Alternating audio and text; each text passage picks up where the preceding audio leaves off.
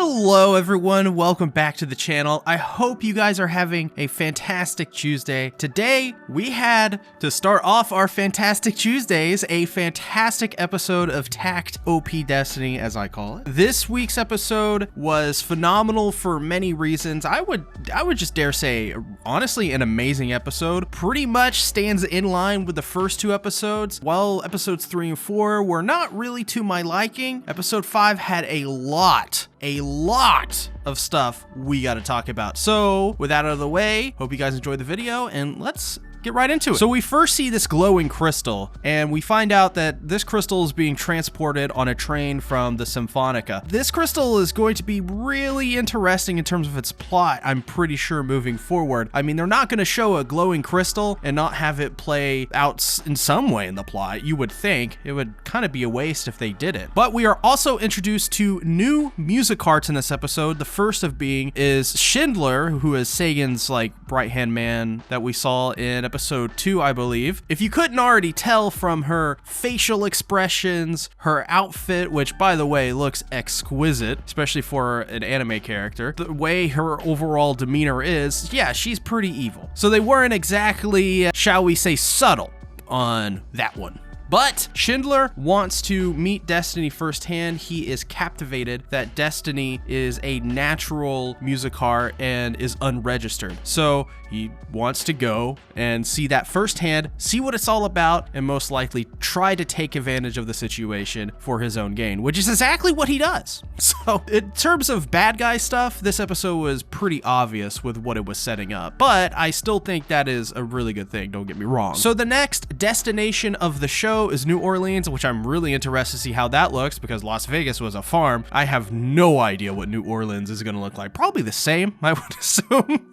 Hopefully it is, but it is New Orleans, so anything would surprise me at that point. But Anna's car is broken down. She's got a little bit of a flat tire and she's trying to change it out. She's trying to jack up the car. She's having a little bit of trouble with that, and I find that really humorous and kind of adorable. Anna's character basically is what it is in this series. She's an aw shucks, why don't you guys listen to me? Shut up, and why do you keep breaking shit? That's pretty much what her character is, and I'm okay with it. I'm pretty much all here for it. I think in terms of her dynamic in this show, it is solidified. It actually works. I think in the last couple episodes, it didn't work as well because I just don't think this episode and the first two episodes were just better episodes. And I think episodes 3 and 4 were just not as good as these 3 episodes. So I'm really happy, if you can't tell, how this episode turned out. I love this scene as well because Destiny in the background. Destiny, by the way, a standout feature of this episode. She was fantastic. She starts messing with the cactus, starts poking it. She's like, I can't eat this cactus. That is some good comedy. I think it's because of the deadpan delivery and because we know that Destiny is a character that takes her eating seriously. She is a serious eater. If she says she wants to eat something, it's probably because she wants to eat something. She doesn't see how she can eat cactus, which is funny because you actually can. Cactus are pretty easy to eat. It's like, you know, eating a cucumber or something like that. Well, you have to take off the spiky thorns, but other than that, people usually eat those things. They also carry a lot of water. The more you know. If you ever trapped out on a desert, you know, there you go. Or if you ever buy a cactus from a store, yes, you can eat a cactus, but just don't be like LA Beast and eat the prickly cactus. That would be a bad idea.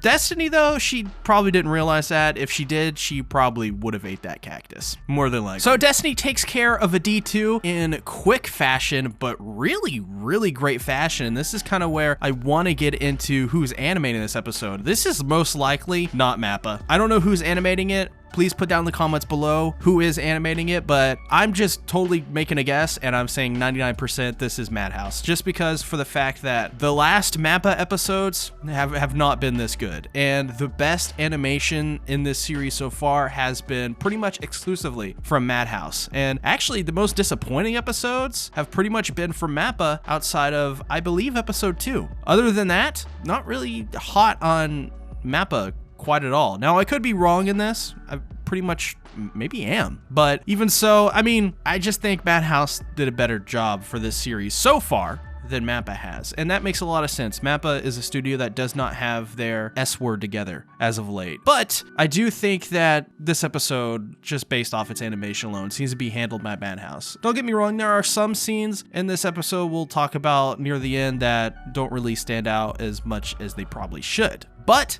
Destiny takes care of those D2s, and we are introduced to our new music art, who is later named, but oddly enough, we don't get the names of these music arts until the end of the episode. I don't know why that is. Maybe it's because of who they are, but we are introduced to who I initially wrote down in my notes as Sword Music Art, or Sword Cart. Her name is Walkure, and she is actually most similar in comparison to personality to actually Saber from Fate Stay Night. I know I made the comparison with Destiny or slash Cosette with Saber because, you know, she's the blonde heroine that is the servant, you want to go on here, of the master Takt. In this case, I say personality-wise, Walkure is most similar currently of all the music arts we know to Saber. And I actually really like Walkure. Really like her character design quite a bit. She kind of looks a little bit like Wonder Woman, which is pretty interesting, but she also has this really neat hair design that's very flowy and kind of goes out to the sides, almost like an eagle or something like that. And I love that look. I think it just looks really good on her, and especially with her color palette and design, her using a sword, it just looks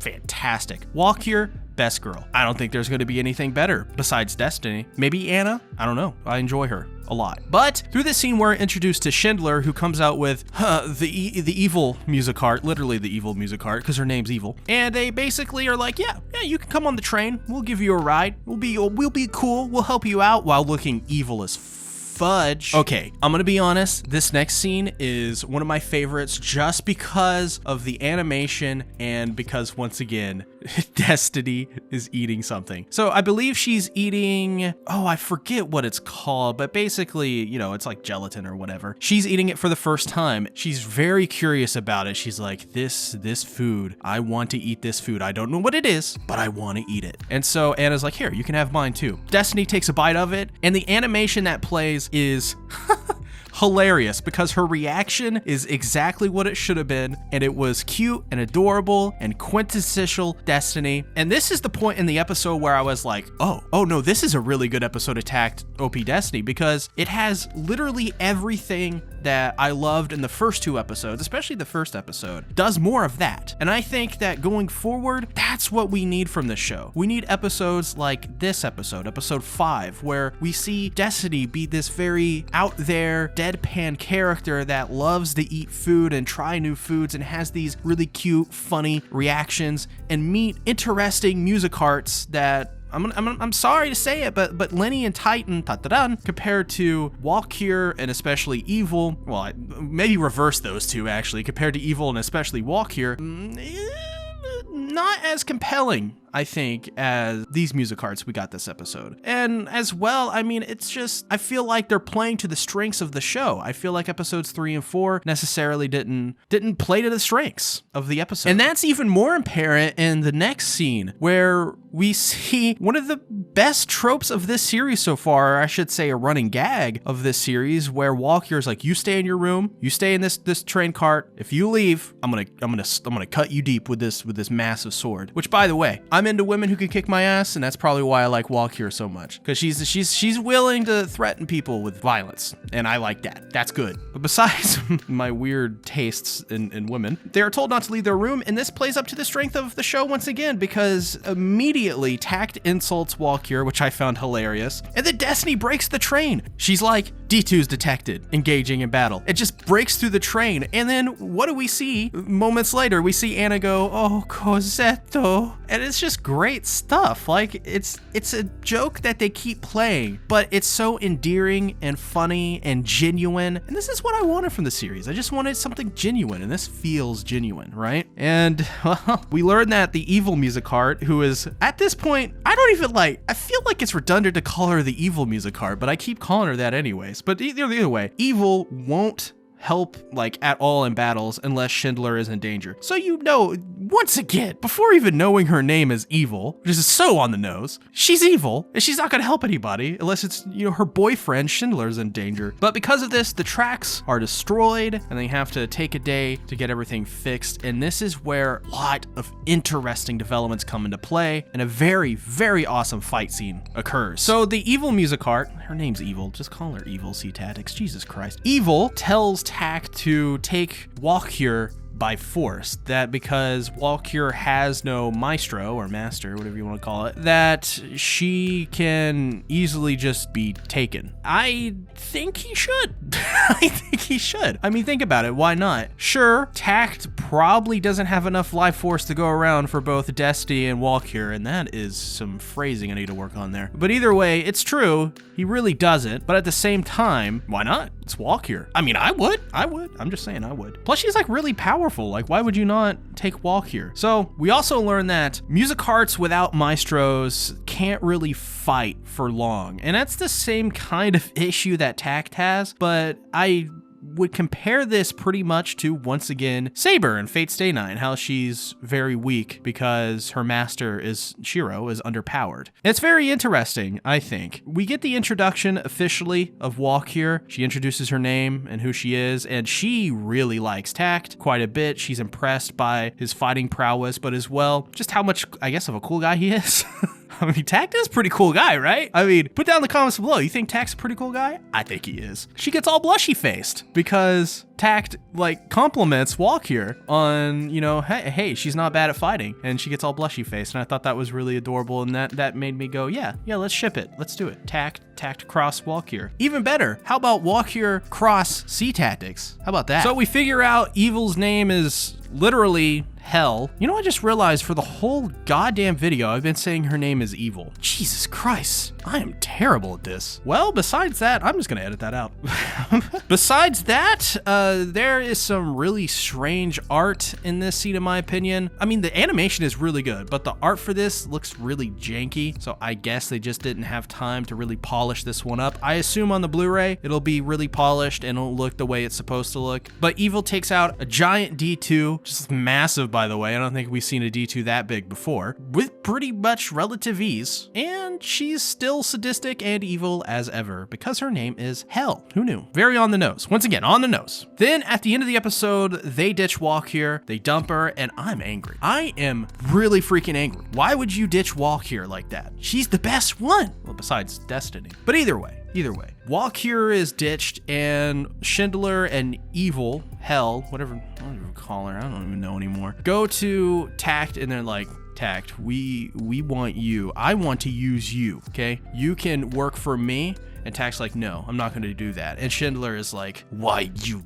little, while they drive off. So another great episode of Takt Op.Destiny. I really enjoyed this one. I thought this is easily top 3 episodes of the series so far. And I mean, there's only 5 to pick from, but episodes 3 and 4, no, not nearly as good as this episode was. But I want to hear what you guys think down in the comments below. Did you like the episode or did you not? I really want to know. What did you think about Walkure? Is she your waifu? Is she? Tell me. What do you guys think about Hell as well? And the stuff that's going on with Schindler? What do you think about that? Do you think Walkure will join up with Takt? I hope she does. So while we wait for next week's episode, check out this video on Takt Op.Destiny episode 4 and why I didn't like it as much as this episode if you're curious. With that out of the way, thanks for watching. Bye-bye.